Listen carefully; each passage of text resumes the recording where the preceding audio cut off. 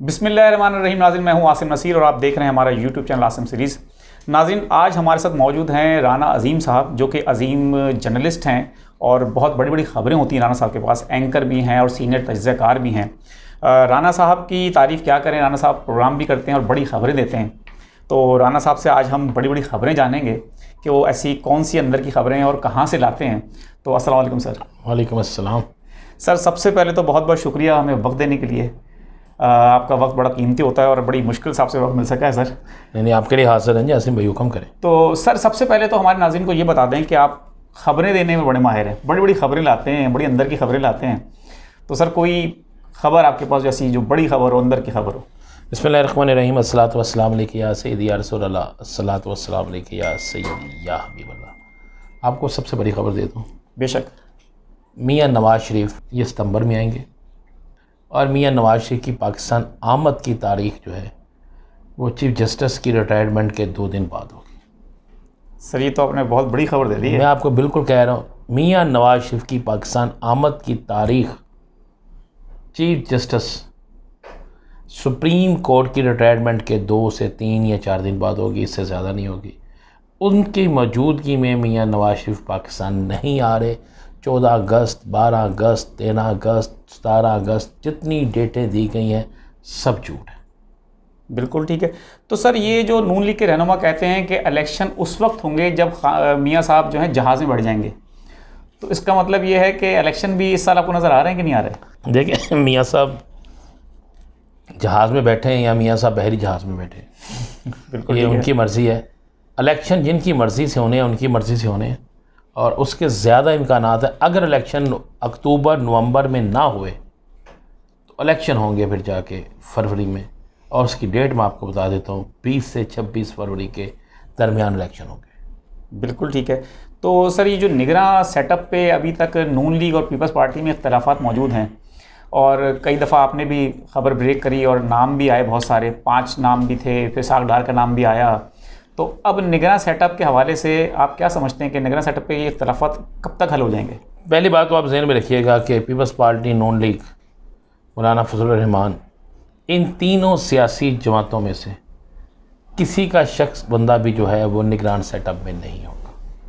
Number 1। ठीक है। निगरान सेटअप में निगरान वज़ीर आज़म, जिसको मैं निगरान सेटअप में यानी निगरान वज़ीर आज़म की बात कर रहा हूँ। निगरान वज़ीर आज़म एक मुआशी सूरत को संभालने वाला, बेहतरीन इकनॉमिक्स इकॉनमी को संभालने वाला और बेहतरीन तरीके से पाकिस्तान की मईशत को चलाने वाला होगा। सियासी वज़ीर आज़म नहीं होगा, सियासत से तल्लक़ नहीं होगा, चाहे अपोजिशन हो चाहे हुकूमत हो, जितना मर्ज़ी ज़ोर लगा ले। चलिए, एक ख़बर आपको दे दूँ, कल की तारीख़ है 4 अगस्त। बिल्कुल ठीक है। 4 अगस्त तक वज़ीर आज़म कौन होगा फैसला हो जाएगा। सर, ये बहुत बड़ी खबर दे दी है आपने, 4 अगस्त तक पता चल जाएगा वज़ीर आज़म कौन होगा। अच्छा सर, राना तनवीर ने लेकिन एक स्टेटमेंट दिया, उन्होंने कहा है कि अगर कोई निगरां वज़ीर आज़म सियासतदान ना हुआ और टेक्नोक्रेट हुआ तो इलेक्शन फिर भूल जाएँ। तो फिर इसका मतलब है कि इलेक्शन फिर नज़र नहीं आ रहे, फिर लंबे चलेगा निगरान सेटअप? निगरान सेटअप लंबा चल नहीं सकता। पाकिस्तान में एक आइनी ज़िम्मेदारी है जो हर सूरत में पूरी करनी पड़ेगी। वो आइनी ज़िम्मेदारी है कि मार्च में आपको सेनेट के इलेक्शन करवाने पड़ेंगे। बिल्कुल ठीक है। सेनेट के इलेक्शन के लिए पार्लियामेंट, सेनेट के इलेक्शन के लिए चारों सूबाई असम्बलियों का होना ज़रूरी है। बिल्कुल ठीक है। इसलिए इतना ज़्यादा लंबा अरसा नहीं होगा, ये नहीं चलेगा निगरान सेटअप। अच्छा सर, खान साहब ने अदालत में सहाफ़ियों से गुफ्तगू करी और उन्होंने कहा कि ये मुझे नाअहल कर दें या जेल में डाल दें, तहरीक इंसाफ को कोई रोक नहीं सकता। वो जो इतने बड़े स्टेटमेंट दे रहे हैं कि तहरीक इंसाफ पर उनको जो इतना भरोसा और अपनी उनकी पॉपुलैरिटी पे इतना भरोसा है, इसके पीछे वजह क्या है? उनको पता क्या अवाम उनके साथ खड़े हैं, या ये जो उन्होंने 1.5 साल में इतना बुरा सूरत हाल, माशी बहरान जो जन्म ले गया इस मुल्क में, क्या वजूहत समझते हैं कि खान साहब के एतमाद की वजह क्या है? लेकिन 2 चीज़ें बड़ी क्लियर है। आपने देखा कि जिन हालात में इलेक्शन का टाइम करीब आ रहा था, पेट्रोल महंगा कर दिया गया। आज के दिन 20 रुपये किलो आटा महंगा हो गया। आज के दिन में पाकिस्तान के अंदर हर चीज़ महंगी होगी। बिल्कुल ठीक है। और इतनी महंगी होगी कि आप शायद अगले दिन, आने वाले दिनों में आपको 30 से 35 रुपये में रोटी मिले, तो फिर सालन कितने में मिलेगा? और किसी मज़दूर की मजदूरी नहीं भरी। एक तो मौजूदा हुकूमत ने जो कुछ किया और कोई चीज़ डेवलप नहीं कर सके, कोई चीज़ दे नहीं सके, कोई आवाम को सहूलत नहीं दे सके, आवाम के लिए कोई ऐसा काम नहीं कर सके जिस तरह लोग चाहते थे। बिल्कुल सही, जिस तो तरह नारा लगा कर आए थे ये। नारा, आवाम की नफ़रत इन्हें मिल गई।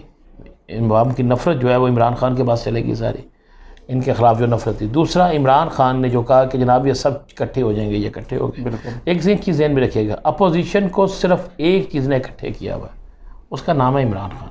ये बात दुरुस्त है। और दूसरी, इमरान खान का अपना फॉलोअर्स बहुत ज़्यादा है। यंगस्टर समझता है कि आज ही इमरान खान ही जो है वो आइंदा आने वाले दिनों में सब कुछ है, तो यंगस्टर जो है वो मुकम्मल तौर पर उसी पे।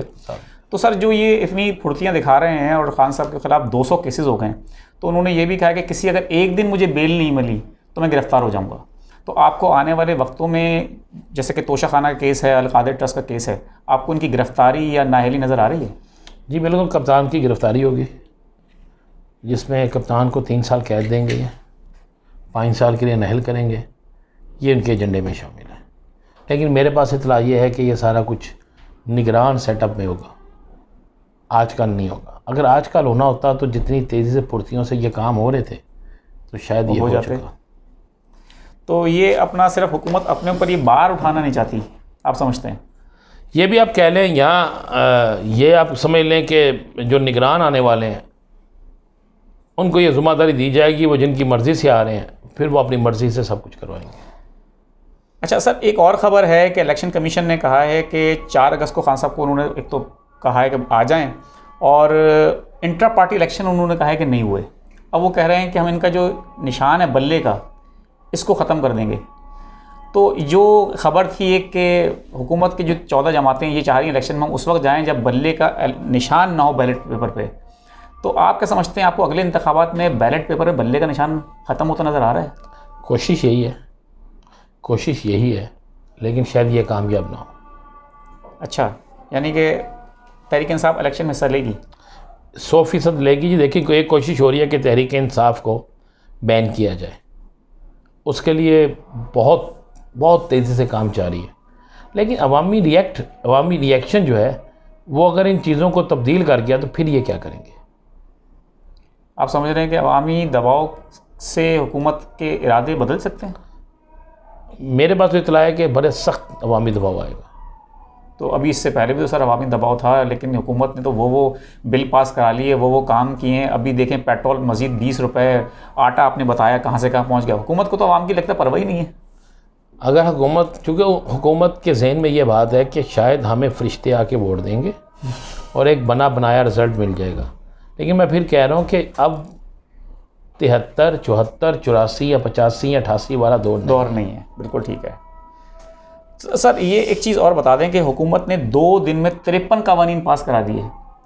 ये जो आखिर में जाते जाते ये सिर्फ 6 दिन की हुकूमत रह गई है, इतनी फुर्तियों की, ये आप क्या समझते हैं, वजह क्या है?